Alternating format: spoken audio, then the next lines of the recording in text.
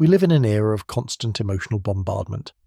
Every notification, headline, and passing remark is an invitation to lose our center. For most of us, life feels like a series of involuntary reactions. Someone cuts us off in traffic, and our day is ruined. A peer receives a promotion, and we're consumed by the bitterness of envy.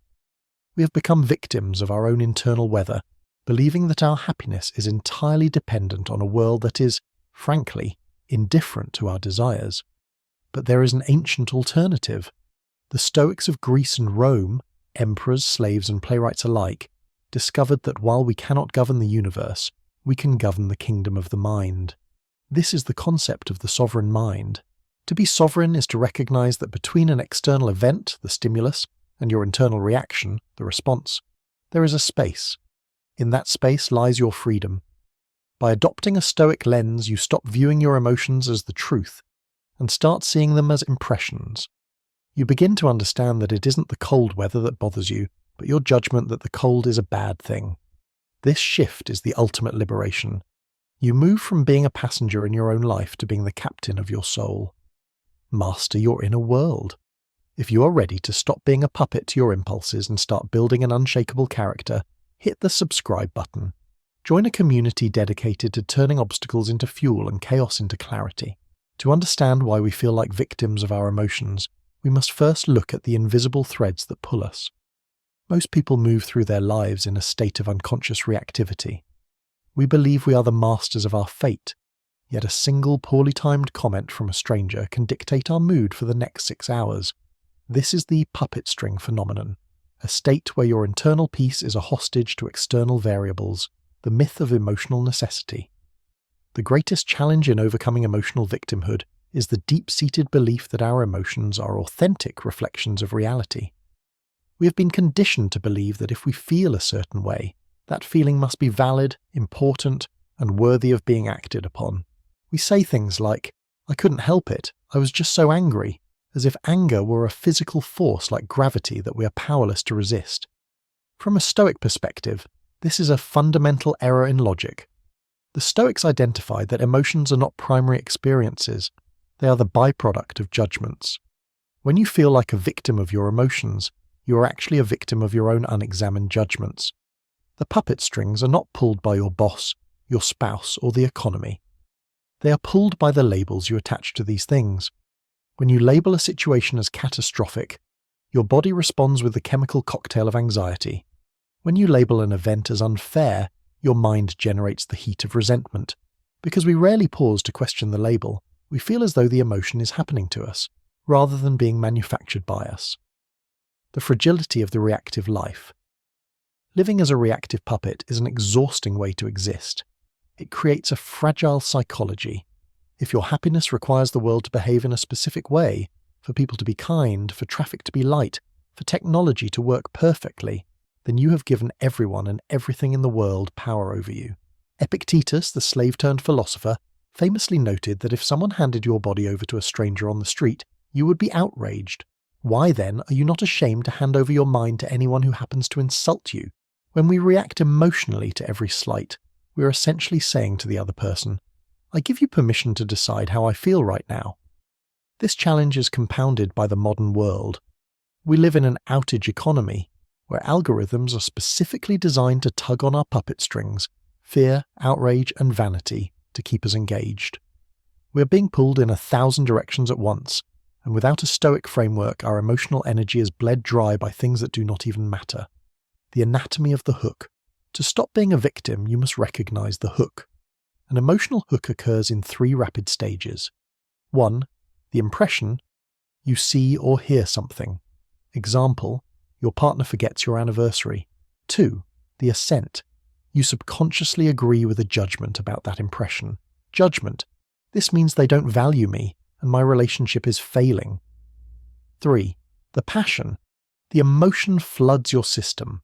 Result, deep sadness or explosive anger. The challenge is that stages 1 and 2 happen so quickly that they feel like a single event.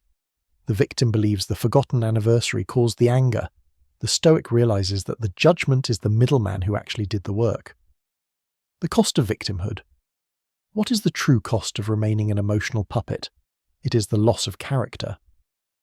When we are governed by our passions, what the Stoics called pathe, irrational and unhealthy emotions, we cannot act with virtue. We cannot be patient if we are consumed by hurry. We cannot be just if we are blinded by rage.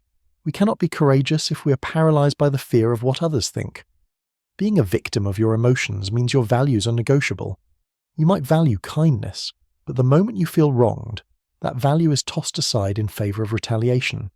You might value discipline, but the moment you feel tired or unmotivated, your goals are abandoned. You're not a person of your word, you're a person of your mood. Reclaiming the strings. The challenge, therefore, is not to stop feeling. The Stoic goal is not to become a stone. Rather, the challenge is to reclaim the strings. It is to move from passive impression to active interpretation. This requires a brutal level of honesty. It requires you to look at your anger and say, "This is my fault because of how I am choosing to view this." That is a terrifying thought for most people, because it removes the comfort of blame. If you are a victim, you are innocent. If you are a sovereign mind, you are responsible. The struggle you face today is the habit of a lifetime. You have been practicing reactivity for decades. Every time you vent without reflection, you strengthen the puppet strings. Every time you blame your mood on the weather or your bank account, you tighten the knots. To break free, you must accept that your internal state is your own jurisdiction, and yours alone. If the problem is the puppet strings of reactive emotion, the Stoic toolkit is the blade that cuts them. Stoicism is often misunderstood as a practice of suffering in silence, or suppressing one's humanity. In reality, it is a sophisticated system of psychological training designed to transform how we process reality. To stop being a victim of your emotions, you must move from being a passive recipient of impressions to an active judge of them. The following tools represent the core curriculum of the Stoic school, designed to build a mental fortress that no external event can breach. 1. The dichotomy of control, the great filter. The most fundamental tool in the Stoic kit is the dichotomy of control. Epictetus opened his Enchiridion with the definitive line, "Some things are up to us, and some things are not up to us." While this sounds simple, its application is radical. Most emotional suffering stems from a category error. We try to exert control over things that are inherently uncontrollable. Outside your control, the weather, the economy, your reputation, the past, and, most importantly, the actions and opinions of other people. Within your control, your own voluntary thoughts, your intentions, and your choice of how to respond to external events. When an emotion begins to flare, the Stoic asks, "Is this about something I control?" If you're anxious about a job interview, you realize the interviewer's decision is outside your control. What is within your control is your preparation and your effort. By shifting your focus from the outcome, which creates anxiety, to the effort, which creates agency, the victimhood vanishes. You cannot be a victim of something you have consciously surrendered to the universe. 2. Objective representation, fantasia cataleptic. We are often tormented not by what happens, but by the story we tell ourselves about what happens. The Stoics practiced fantasia cataleptic, or the art of seeing things with seizing clarity. This means stripping away the value judgments and the flowery, catastrophic adjectives. Marcus Aurelius famously practiced this by describing expensive Falernian wine as merely grape juice, and a purple imperial robe as sheep's wool dyed with the blood of a shellfish. To apply this, look at the situation causing you emotional distress. The victim says, "I was publicly humiliated by my boss in front of the whole team. My career is over." The Stoic says, "My boss spoke loudly while others were present. I felt a sensation of heat in my face. I am still employed." By describing events in plain clothes, you remove the fuel from the emotional fire. Emotions require drama to survive. When you stick to the objective facts, the emotion starves. 3. Premeditatio malorum, the negative visualization. Counterintuitively, one of the best ways to stop being a victim of fear is to spend more time thinking about the things you fear. This is premeditatio malorum, or the premeditation of evils. We are often victims of our emotions because we are surprised by adversity. When things go wrong, we feel personally attacked by fate. The Stoic avoids this by mentally rehearsing potential setbacks. They wake up and tell themselves, Today I will meet with the busybody, the ungrateful, the arrogant, the deceitful, the envious, the unsocial. By expecting the world to be messy, you're not caught off guard when it is. You have already processed the emotion in the laboratory of your mind before the event occurs in reality. This isn't pessimism, it's psychological inoculation. You are building an immunity to disappointment by realizing that the worst-case scenario is something you can endure with your character intact. 4. The discipline of assent, the buffer zone. The Stoics believed that between an impression, the initial spark of an emotion, and assent, giving into that emotion, there is a tiny window of time. Most people assent instantly. They feel a spark of anger and immediately agree, yes, I am angry and I should be.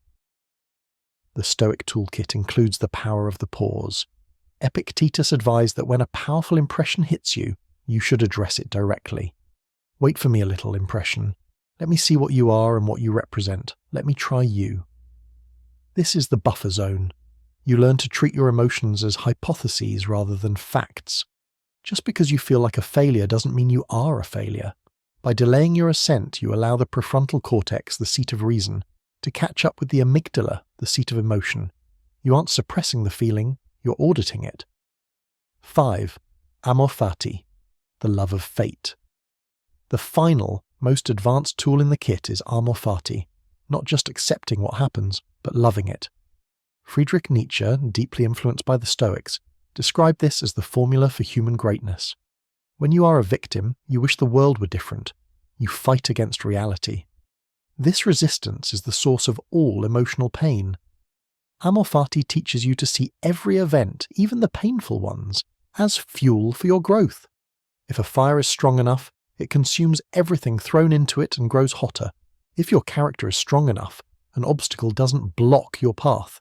It becomes the path. When you stop wishing for things to be different and start looking for how to use the current reality to practice virtue, patience, courage, justice, you cease to be a victim. A victim is someone to whom things happen. A Stoic is someone who uses what happens. The integration of the tools. These tools work in a sequence. When a crisis hits, 1. Dichotomy of control. You realize the event is outside. 2.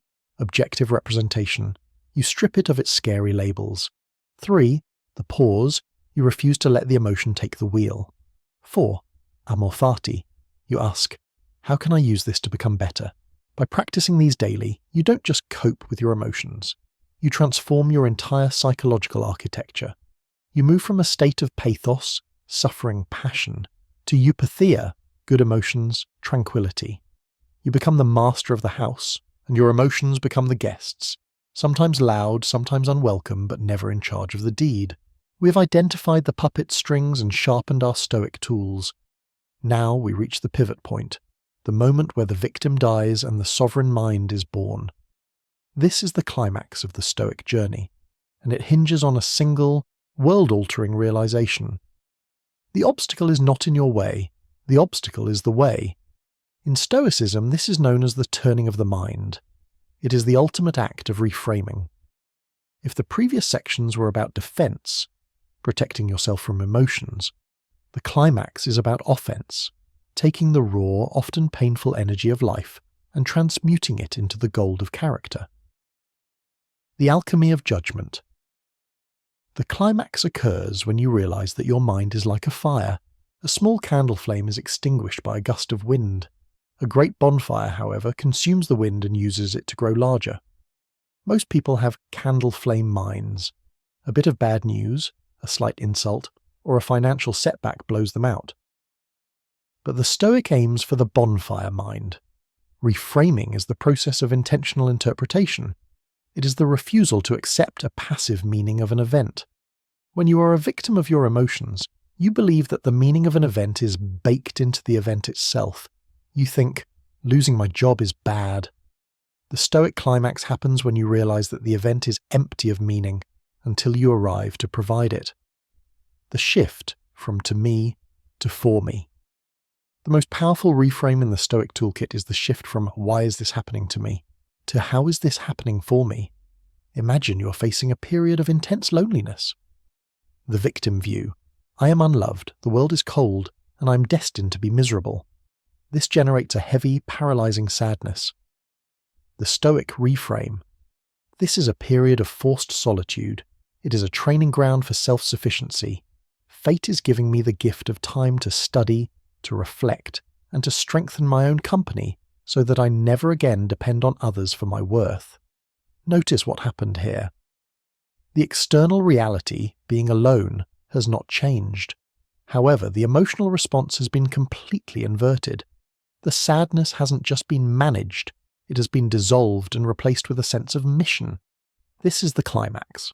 The moment you realize that your perspective is a superpower. The internal citadel, Marcus Aurelius wrote extensively about the internal citadel.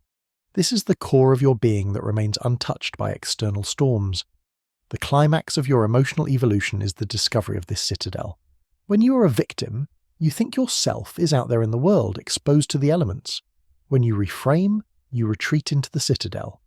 You realize that your good and your bad live only in your will, prohairesis. If your will remains virtuous, if you remain kind, honest and courageous, then you haven't truly been harmed. Someone steals your money, they have affected your bank account, an external, but they have not touched your citadel. Someone spreads a lie about you. They have affected your reputation, an external, but your character remains exactly as it was. When you truly get this, the fear that fuels emotional victimhood evaporates. You realize you are invincible because the only thing that matters is something no one can take from you. The reframe of indifference. To reach this climax, you must master the concept of preferred indifference. This is the ultimate reframing of value. Preferred indifference. Wealth, health, success, and praise. Nice to have, but not good. Dispreferred indifference. Poverty, illness, failure, and criticism. Unpleasant, but not bad. The only good. Virtue, wisdom, justice, courage, temperance. The climax occurs when you stop grieving the loss of indifference and start celebrating the opportunity to practice virtue. If you are sick, you reframe the illness as an opportunity to practice patience.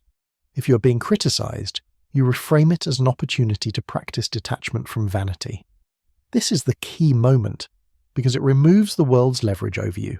You can no longer be victimized because you have decided that every bad thing is actually good material for your work.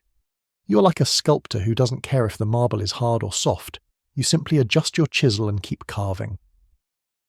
The death of the why. In the climax of emotional mastery, the word why dies.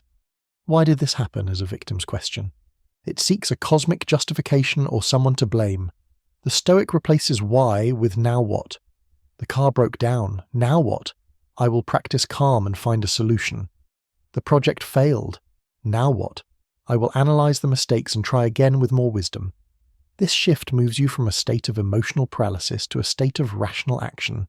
The climax is the sudden, quiet realization that you're no longer waiting for the world to be perfect before you decide to be happy. You are happy because you are functioning well as a human being, regardless of the chaos outside. Entering the sovereign state. Once you have reframed your obstacles as fuel, the puppet strings don't just go slack, they disappear. You're no longer reacting to life, you are acting upon it. You realize that your emotions were never the enemy. They were simply the messengers of faulty judgments. By correcting the judgment through the power of reframing, you have silenced the messenger. You are now the sovereign of your mind. You look at the storm and instead of trembling, you smile, knowing that the storm is only providing the waves you need to prove your skill as a sailor. Becoming unshakable is not about the absence of emotion, but the presence of resilience. Through this Stoic journey, we have moved from being puppets of our impulses to being the architects of our own tranquility. We have learned that while we cannot prevent the rain from falling, we can choose not to drown in it. To be truly unshakable is to have reached a state where your internal citadel is fortified by logic and virtue. You now understand that your feelings are not commands but suggestions, data points that you audit with the dichotomy of control. When you stop demanding that the world conform to your desires, you strip away the world's power to hurt you. You realize that the victim was merely a role you played because you hadn't yet realized you held the script. The unshakable mind is a bonfire mind. It takes every insult, every setback, and every moment of grief and turns it into fuel for growth. You no longer fear the future or regret the past, because you know that your character, the only thing that truly matters, is under your absolute jurisdiction. You're no longer a victim of your emotions, you're their master. You have reclaimed your sovereignty, and in doing so, you have found a peace that the world didn't give you, and therefore the world cannot take away. The world will never stop trying to pull your strings, but you now have the tools to cut them. True freedom isn't the absence of chaos, it's the mastery of your internal response to it. Don't let this be another video you simply watch and forget. Take one specific stressor from your life today and apply the dichotomy of control. If you're ready to stop being a victim and start building an unshakable mind, hit the subscribe button and turn on notifications. Join our community of modern Stoics and master your emotions one judgment at a time.